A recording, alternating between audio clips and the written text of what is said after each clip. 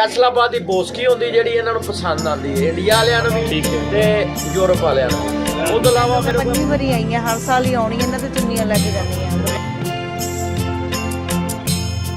शादियां करते हैं, खरीदारियां साढ़े को करते हैं, सारे अच्छे तो अच्छे और पूरे पैकेज नाल थोड़ी रेट दे मैं रेशमी सूट भी लै गया।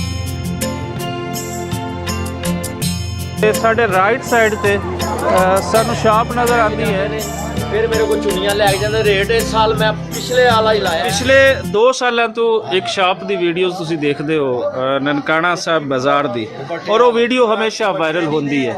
ਉਹਦੇ ਵਿੱਚ ਲੋਕ ਜਿਹੜੇ ਆ ਇੱਕ ਭਾਈ ਸਾਹਿਬ ਐਸੇ ਆ ਜਿਹੜੇ ਹੰਸਮੁਖ ਆ ਹਰ ਪੰਜਾਬੀ ਨੂੰ ਹਰ ਦੁਨੀਆ ਤੋਂ ਆਉਣ ਵਾਲੇ ਨੂੰ ਇਹ ਜੀ ਆਇਆਂ ਨੂੰ ਆਖਦੇ ਨੇ, ਔਰ ਬੜੇ ਖੁਸ਼ਕਿਸਮਤ ਹਨ ਕਿ ਬੈਠੇ ਵੀ ਬਾਬਾ ਗੁਰੂ ਨਾਨਕ ਦੇ ਜਨਮ ਸਥਾਨ ਦੇ ਬੂਹੇ ਤੇ ਜੀ ਜੀ ਬਿਲਕੁਲ, ਤੇ ਇਹਨਾਂ ਨੇ ਉਹ ਸਾਂਭਿਆ ਹੋਇਆ ਵੀ ਹੈ। ਇਹ ਸੋਚ ਜਿਹੜੀ ਸੀ ਬਾਬੇ ਗੁਰੂ ਨਾਨਕ ਦੀ ਕਿ ਲੋਕ ਇੱਥੇ ਆਉਂਦੇ ਆ, ਮਹਿਮਾਨ ਸਾਡੇ ਆਉਂਦੇ ਆ, ਸਾਡੇ ਭੈਣਾਂ ਭਰਾ ਆਉਂਦੇ ਨੇ, ਇਹ ਉਹਨਾਂ ਨੂੰ ਖੁਸ਼ ਕਰਕੇ ਭੇਜਦੇ ਨੇ। ਇਹਦਾ ਨਾਮ शेख सलामत अली है ते मैं ऑलरेडी इत्थे ना हर साल 2 दफा बैठना आ गए। शॉप मेरी जड़ी है शोपुरे मेन सिटी मेन बाजार च। ठीक है।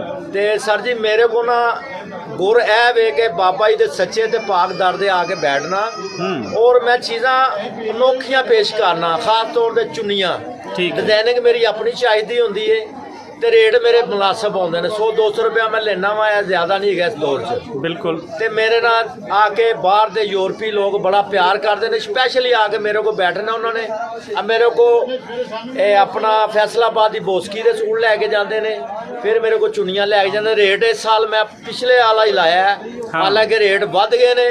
ਹੁੰਦਾ ਕੀ ਹੈ ਮੈਂ ਤੁਹਾਨੂੰ ਸਾਡਾ ਕੈਮਰਾ ਦਿਖਾ ਵੀ ਦੇਵੇਗਾ। ਹੁੰਦਾ ਕੀ ਕਿਹੜਾ ਕਪੜਾ ਤੁਹਾਡੇ ਮੇਰੇ ਕੋ फैसलाबाद की बोसकी होंदी जेहड़ी इन्हां नूं पसंद आती है इंडिया वालियां नूं भी ते यूरोप वालियां नूं भी। उस तो इलावा मेरे को फुलकारी वाले सूट अपना दुपट्टे होंदे ने जेहड़े स्पैशल लैके आना मैं, और बड़े लाइक करदे ने।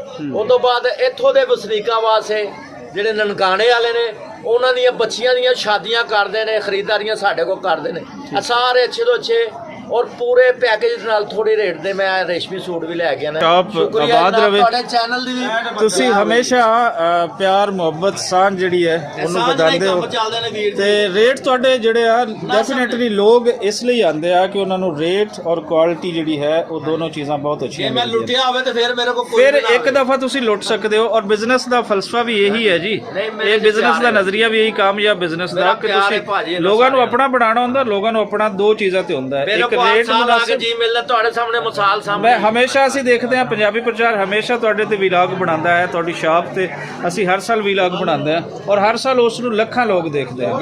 ਸੋ ਇਹ ਜਿਹੜਾ ਤੁਹਾਡਾ ਇੱਕ ਮੈਸੇਜ ਹੈ ਇਹ ਬੜਾ ਹੀ ਪਿਆਰਾ ਮੈਸੇਜ ਹੈ ਕਿ ਲੁੱਟਣਾ ਨਹੀਂ, ਪਿਆਰ ਵਧਾਉਣਾ ਹੈ। ਲੋਕ ਤੁਹਾਡੇ ਕੋਲ ਆਪੇ ਆਉਣਗੇ, ਬਿਜ਼ਨਸ ਤੁਹਾਡਾ ਆਪ ਵਧੇਗਾ। ਵੱਧ ਗਿਆ। ਇਹ ਸਾਡੇ ਵੀਰ ਦੀ ਸ਼ਾਪ ਹੈ, ਔਰ ਇਸ ਸ਼ਾਪ ਤੇ ਆ ਕੇ ਮੈਂ ਹਮੇਸ਼ਾ ਜਿਹੜਾ ਵੀ ਆਂਦਾ ਹੈ ਉਹਨਾਂ ਨੂੰ ਕੁਛ ਨਾ ਕੁਛ ਖਰੀਦ ਕੇ ਲੈ ਜਾਂਦੇ ਹਨ ਦੇਖਿਆ। ਮੈਂ ਤੁਹਾਡੇ ਨਾਲ ਗੱਲ ਵੀ ਕਰਾਂਗਾ ਤੇ ਮੈਂ ਤੁਹਾਨੂੰ ਦਿਖਾਵਾਂਗਾ ਵੀ ਕਿ ਇਹ ਸ਼ਾਪ ਦੇ ਅੰਦਰ ਇਹ ਕੁਝ ਚੁਨੀਆਂ ਬੈਣ ਮੇਰੀ ਖਰੀਦ ਰਹੀ ਹੈ। ਤੇ ਕਿਹੜੇ ਕਸਟਮਰ ਦੱਸ ਰਹੇ ਹੋ ਜੀ ਤੁਹਾਡੇ 10 ਸਾਲ ਹੋ ਗਏ ਚਾਹੀਦੇ ਨੇ? ਇਹ ਭੈਣ ਜੀ ਯਾਰ ਵਾਲਾ। ਅੱਛਾ ਸਤਿ ਸ਼੍ਰੀ ਅਕਾਲ ਭੈਣ ਜੀ। ਜੀ ਭੈਣ ਜੀ ਕਿੱਥੋਂ ਆਣਾ ਹੋਇਆ?